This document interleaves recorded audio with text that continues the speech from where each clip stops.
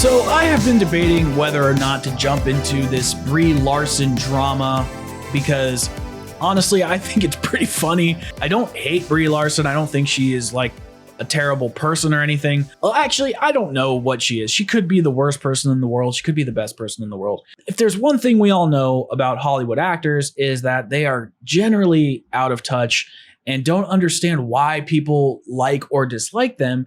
And I think it's really hard to be in public all the time and be judged over every little thing you do. That's got to be a tough gig. So I don't want to just like ignore that. You know, that's a very important aspect of being a public figure. So either way, it's fun to see these weird blogger types on Polygon and Kotaku and whatever defend Brie Larson as some sort of icon for feminism or woke justice bullshit. Let's get into the article. Brie Larson's laid-back YouTube channel is a surprising act of anti-troll defiance. The Captain Marvel star followed celebrities to YouTube, but with a different approach. I'm sure that was all Brie's idea. She doesn't have a team of marketers or anything. Just look at her face. I don't know how you could buy into this. It just looks like she's trying to pull one over on you. In 2020, it's hardly a shocking story when a seemingly random, formerly unknown person achieves astronomical success via the social media sites. Names like Tana Mongeau, Logan Paul, and his brother Jake, blah, blah, blah, casually show up in the news cycles alongside politicians and entertainment juggernauts for their respective controversies and whatever. On the other hand, it's less common and more mind-boggling and fascinating when A-list celebrities embrace the comparatively ephemeral world of selfies, notes apps, apologies, internet challenges, lip syncs, and SpawnCon. What the fuck? From Will Smith to Jada Pinkett Smith spilling their past marital troubles on Facebook Live to Tom Cruise braving a movie theater to watch Tenet in a video advertisement for Twitter, celebrities started to flip the paparazzi gaze onto themselves. As of 2020, spurred a part of boredom and isolation of quarantine, celebrities have reached an apex of combined self-awareness and ridiculousness in terms of what they're willing to share with the world. Few things were as unhinged in 2020 as Derulo filming himself eating corn on the cob from a rotating power drill. What? The fact that you revere celebrities this much is just so stupid to me.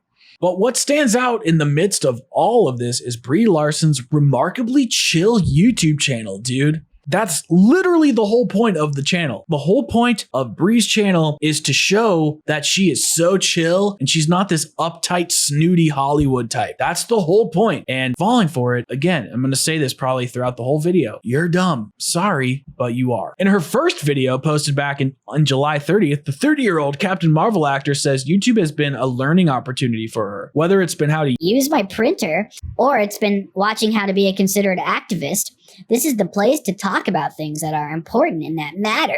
Nobody cares what Brie Larson thinks about activism. Nobody cares what Brie Larson thinks about trying to figure out her printer. All of this stuff is an act. She is an actor. She has publicists. She has a management team. She has producers and all these other people saying, you know what, Brie, your image from the Captain Marvel movies really didn't do well for you. The numbers weren't in. Yeah, people saw you in the Avengers, but you were really a low tier character in that. You really need to do something for your image. So now she's this quirky, at home, quarantined YouTube personality. And it's okay to understand that. It's okay to look up to these people as entertainers and to appreciate what they do. But for example, there's a video I have on my channel. It's a few videos back where a streamer that I like, Noah J456, he's a few years younger than me.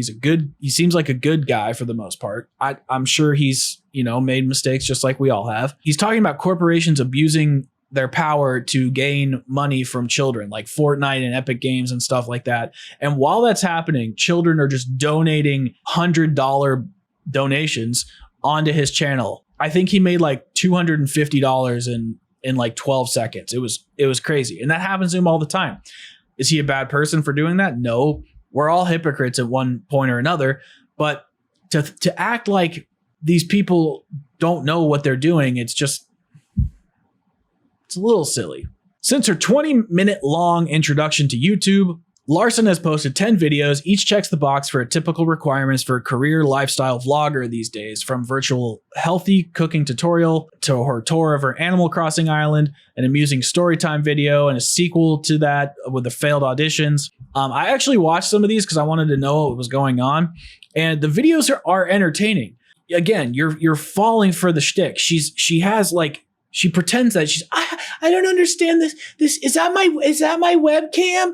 And she's like pointing the wrong. She has 3 or 4 cameras in that one room. Now I have 2, a webcam for a backup, but I use my main camera, and that's pretty much it. I sit at my desk. She has 4 cameras. Do you think she's editing these videos? No. She probably has a team come over because her videos aren't daily. So are you kidding me? Like, they probably film it. There's people in the other room. She does her thing, and then she sends them the content or whatever, or maybe they're not there, but she sends them the content, and then they edit it. They put it together. Do you think she's acting, writing all this stuff, and editing it? Are you kidding me? YouTubers with 2 million followers that used to edit their videos, like Mr. Dalek, or I always forget this guy's name. The old YouTuber who was the zombies YouTuber.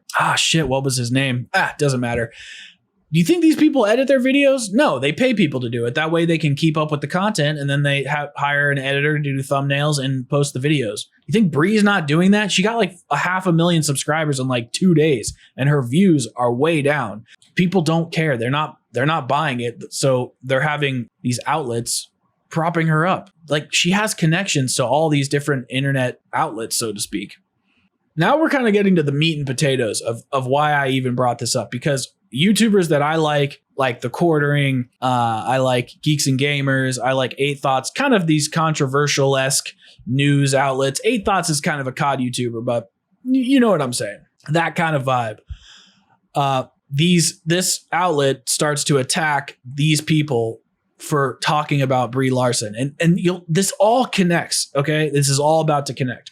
They talk about her activism, blah blah blah. Who cares? Nevertheless, Larson has always managed to shake the table enough to become an incessant point of contention for the angry white male sectors of the internet over the last few years. That's why her venture onto YouTube may be more strategic, or at least more meaningful, than it seems at face value. See, it's like she knows what Brie's doing, but yet she's defending it. It's hard to pinpoint the exact moment Larson became a celebrity target for sexist Twitter trolls. That's me. Her several public acts of feminism seem like easy bait, from embracing sexual assault survivors at the 86th Academy Awards to withholding applause for accused sexual harasser Casey Affleck at the following ceremony when she presented him with the award for Best Actor. Wow, so brave. But her stunning, that slipped out. But her acceptance speech at the Woman in Film Crystal plus Lucy Awards in 2018, when she called for more diversity in film criticism, noticeably vexed a slew of Twitter users. Headlines and news stories covering her speech strategically zeroed in on her dismissal of white men. I do not need a 40-year-old white dude to tell me what didn't work for him in A Wrinkle of Time, Larson said, and quickly became a trigger for incels and alt-right trolls, whose anger at her led a smear campaign against Captain Marvel the year later. No, Captain Marvel sucked. Nobody liked it. I'm pretty sure it didn't do very well, and if it did do decent at all, it's probably because it's a Marvel frickin' movie.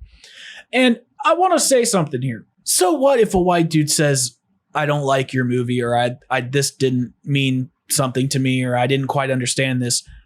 You don't know anything about him. What if he grew up adopted in a black family? I'm assuming this movie is about people of color or something, you know? What if he grew up in an all black family? What if he grew up in, all black neighborhood? Or what if he has like a black girlfriend? Or what if anything? You don't know. He could be more integrated into the woke culture than you. He could be part of a lifestyle that you don't even know about. It's not about the person's age or their skin or their ideology. Well, I guess ideology is part of it a little bit, but it's about the person's experience when it comes to art and that interpretation of what it means to them. And also, you don't have to have lived through something to understand it or to comment on it. Like, what? After that 2018 speech went viral, Larson prompted so much hateful content on YouTube that the website recategorized her name as a newsworthy search term to prioritize videos about her from legitimate verified news sources as opposed to individual users.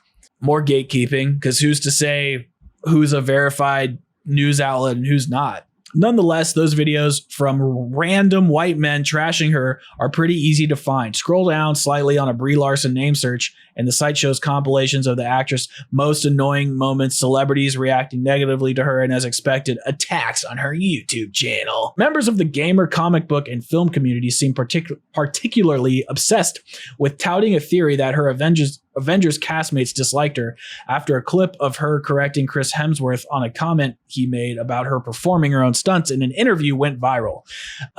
That's not true. There are a couple videos that kind of show her castmates were annoyed with her. Whether that's true or not, obviously we don't know, but it's fun to poke and prod. Celebrities are an American pastime. Now, the love for celebrities is a toxic American pastime, but making fun of them has become a new internet pastime. So who cares? And then whenever we call them out, we're talked down to as we're toxic, white, racist, sexist trolls. Like, what?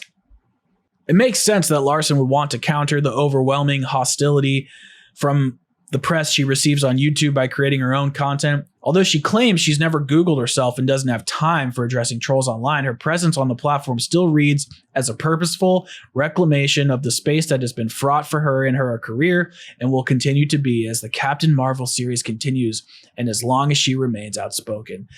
That is a load of crap. Are you kidding me? She's never Googled herself. She is a high profile celebrity. Okay, and if she's not Googling herself, she has a press team and producers and all these people that work with her telling her, hey, Brie, you're not looking so hot right now. So that's a load of crap. Jeremy and, well, both their names are Jeremy, but Geeks and Gamers and The Quartering have highlighted just how annoying she is. And it's funny. It's just funny because she preaches this game about how she's so woke. And then she's really probably just another snooty celebrity who doesn't do any of the things she actually says and is full of crap. So the fact that she doesn't Google herself or know what people think of her is a load of crap. That's why they created the channel. And if you're falling for it, you're a dum-dum. And that's okay. There's probably things in my life that I fall for that I don't realize because I'm a dum-dum. I'm not claiming to be smart, but I'm claiming to at least be self-aware enough to know when a celebrity is trying to mix things up and build their brand and be better on camera for average Joes, because that's the world we live in now. We like when celebrities are down to earth rather than these high-end, snooty idiots that are not self-aware and don't realize that their shit stinks. So it's just clearly this is a puff piece from Polygon, and they were asked to do it probably by Brie's publicist. I mean, it's not rocket science here, guys. Either way, that's going to do it for this video. I really appreciate you watching, and I'll see you guys in the next one. Peace out.